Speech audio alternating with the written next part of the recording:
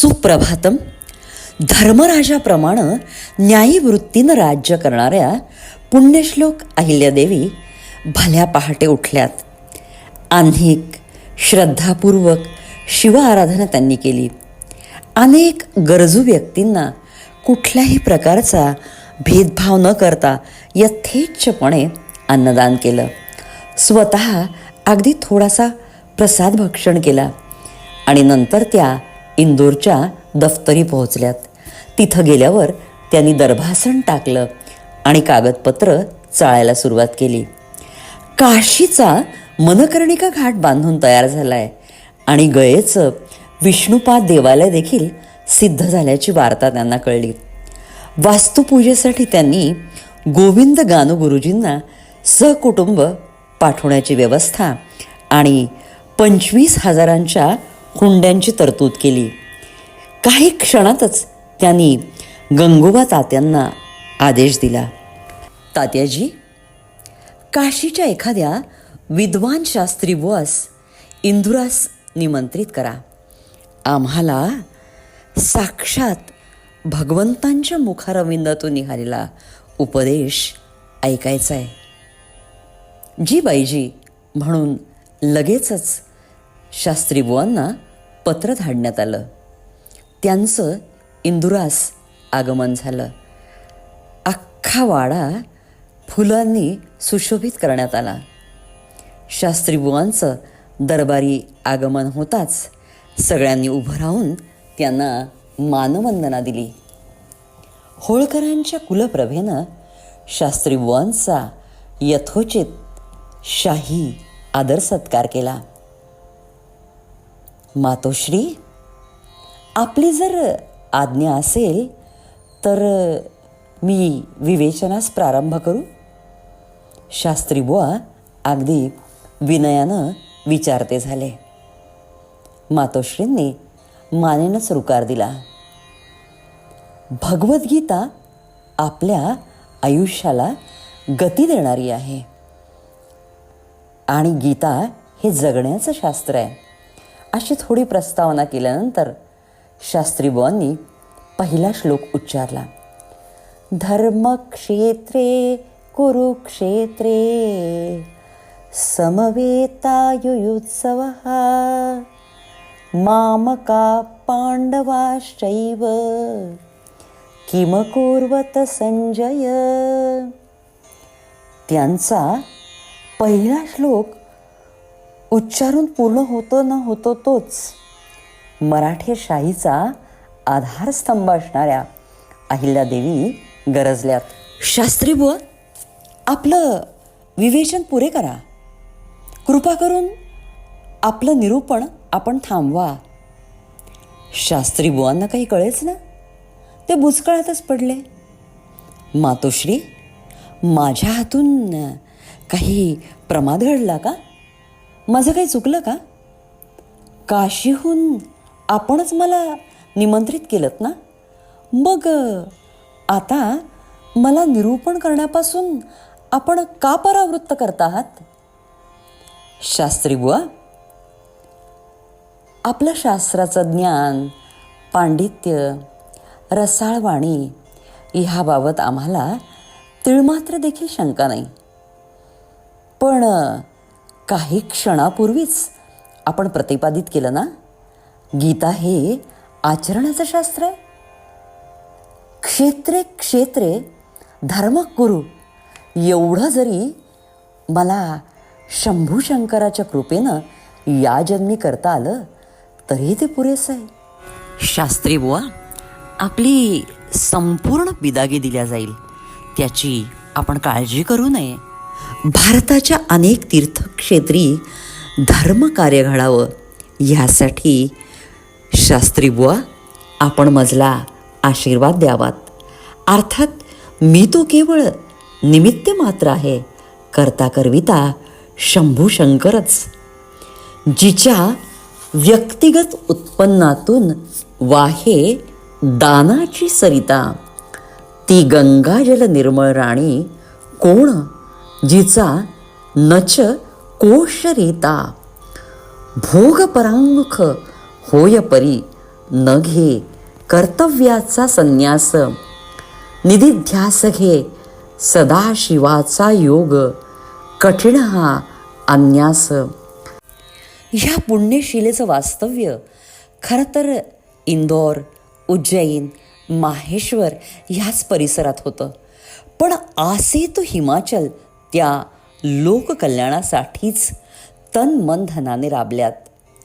त्यांच्या सढळ दातृत्वामुळे, त्यांना मिळालेल्या कीर्तिवलयामुळे काही पुणे दरबारातील मंडळींनी सुद्धा आक्षेप घेतला. तेव्हा त्यांनी अत्यंत चोखपणे उत्तर दिलं, राजकोषातली एक कवडी जरी मी माझ्या दानात खर्च केली असेल ना, तर एका कवडीस मी 5 कवड्या देईन. केदारनाथपासून रामेश्वरपर्यंत, द्वारकेपासून जगन्नाथपुरीपर्यंत आपल्या कार्याचा विस्तार करणाऱ्या ह्या लोकमातेनं प्रचंड प्रमाणावर माणसं जोडलीत. त्यांच्या माणसांची पारख खरंच वाखाणण्यासारखी होती. कामगारांना त्या योग्य धनाच्या स्वरूपात मोबदला देत आणि त्यांचा योग्य सन्मान आणि आदरही करीत. म्हणून तर भाषेचा प्रश्न असताना सुद्धा त्या काळात त्या परप्रांतात मंदिरांचं जीर्णोद्धार करू शकल्यात. आज आपण बघतो 6 महिन्यापूर्वी बांधलेले पूल एका पावसातच उखडतात. अहिल्याबाईंनी बांधलेल्या नद्यांच्या घाटावर जनता आज देखील धुळीपाणी करत स्वस्तपणे विसावते. हिमालयाच्या कुशीतील उष्णोदकाचे कुंड आजही हजारो यात्रेकरूंचे आधार आहेत. कवी मोरोपंतांचा राजदरबारी अहिल्यादेवींनी यथोचित सन्मान केला. महाकवी म्हणालेत, मातोश्री आम्ही तो बहुत देखिले, पण आपली दूरदृष्टी फारच विलक्षण. कर्मयोग तर वाखाणण्यासारखा आहे. पंत, पानिपताहून आलेलं आपलं बरंचसं सैन्य पाण्याविना अगदी अर्धमृत अवस्थेत परतलं. म्हणूनच जागोजागी विहिरी बांधण्याचं कार्य हाती घेतलं. नाजीब खानानं अवघा मुलूख बेचिराग केला, मुलूख लुटला. तेव्हा आपली कित्येक निरपराध माणसं चिरेबंदी, आश्रय मिळाला नाही म्हणून मारल्या गेलीत. एतदर्थ धर्मशाळांचं काम हाती घेतलं. यवनांनी आपल्या मंदिरांचा विध्वंस केला. त्या वास्तू जर पुन्हा उभारल्या नाहीत ना, तर हिंदूंची अस्मिता ती कशी टिकावी? मातोश्री, एक शंका आहे, विचारू? आपण बांधकामाचा खर्च केला, पुन्हा मंदिरांना आपण वर्षासने काय म्हणून देत आहात? आपल्या ह्या निर्णयामुळं सरकारी तिजोरीवर भारता येत नाही ना? पंत, आम्ही पुढच्या 100 वर्षांचं नियोजन करीत असतो. राज्यकर्ते बदलतील म्हणून काय मंदिराच्या पुजाऱ्यांनी राज्यकर्त्यांपुढे हात पसरावेत? वर्षासने पूजेची परंपरा 100 वर्ष पावेतो अव्याहतपणे सुरू ठेवतील. आणि हो, सगळ्यात महत्त्वाचं म्हणजे ही सगळी वर्षासने आमच्या खाजगी उत्पन्नातनंच, बरं का? त्यातलाही उरलेला धन आम्ही फौजेकडे वळवतो. आपण धन्य आहात मातोश्री. कृपा करून ह्या सेवकास आपल्या पायी माथा टेकण्याची आज्ञा द्या ना. पंत राजे येतील आणि जातील, पण आपल्यासारख्या भाषा प्रभूंचं कार्य मात्र चिरकाळ टिकून राहील. हे तो साक्षात देवी सरस्वतीची सेवा. आपणास ईश्वर कृपेनं दिगंत कीर्ती लाभो हीच शुभकामना. आणि आपणास जर माथा टेकायचाच आहे ना, तर तो शंभू शंकरासमोर टेकावा. अयोध्या, उज्जैनी, ओंकारेश्वर, संगमेश्वर, नाशिक, पंढरपूर, चौंडी, चित्रकूट, पुष्कर, ऋषिकेश, भुसावळ, सुलतानपूर येथील मंदिरास त्यांनी प्रचंड दानधर्म केला. काशी, गया, वेरूळ, सोमनाथ, परळी वैजनाथ या मंदिरांचा जीर्णोद्धार केला. द्वारका, जगन्नाथपुरी, महाकाल, भीमाशंकर, रामेश्वर, नागनाथ, मल्लिकार्जुन येथे शाश्वत पूजेचा प्रबंध केला. बद्रीनाथ, मथुरा, हरिद्वार, रामेश्वर, अमरकंटक, सप्तशृंगी येथे धर्मशाळा बांधल्यात, ज्या आजही अस्तित्वात आहेत. ह्या पुण्यश्लोक मातेच्या कर्तृत्वाचा, दातृत्वाचा सन्मान निजाम आणि टिपू सुलतान देखील करीत असे. दरवर्षी भारतातील प्रमुख 34 देवालयांना पवित्र गंगाजल मिळेल अशी शाश्वत व्यवस्था त्यांनी केली होती. रामेश्वर ते बद्रीनाथ, काशी ते गुजरातपर्यंत त्यांनी माणसं नेमलीत, ज्यांनी श्रद्धापूर्वक ही कामगिरी स्वीकारली. माघ महिन्यात टिपू सुलतान आणि मराठ्यांचं युद्ध छेडलं गेलं. दक्षिण प्रदेशात या युद्धाची धुमश्चक्री सुरूच होती.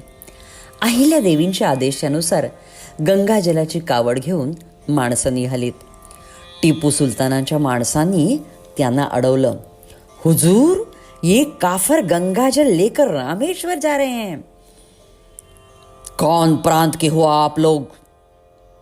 हम तो मालवा के हैं, अहिल्या देवी जी के प्रांत के. होळकरांचं खरं तर सुलतानाशी अगदी हाडवैर, पण तरी देखील अहिल्यादेवींचं नाव ऐकताच टिपू सुलतानानं सैन्याला आदेश दिला, अहिल्यादेवींच्या माणसांना थोडंसुद्धा अडवू नका, त्यांना निर्वेधपणे पुढे जाऊ द्या. आसे तो हिमाचल लोककल्याणासाठी तन मन धनानं जीवन राबवणाऱ्या पुण्यश्लोक प्रजावत्सल परमार्थपरायण लोकमाता अहिल्यादेवींना माझे कोटी कोटी प्रणाम. भारत मातेच्या मुकुटातील ह्या दैदिप्यमान हिरकणीच्या चरित्राचा परामर्श आपण क्रमशः पुढील शृंखलेपासून घेऊयात.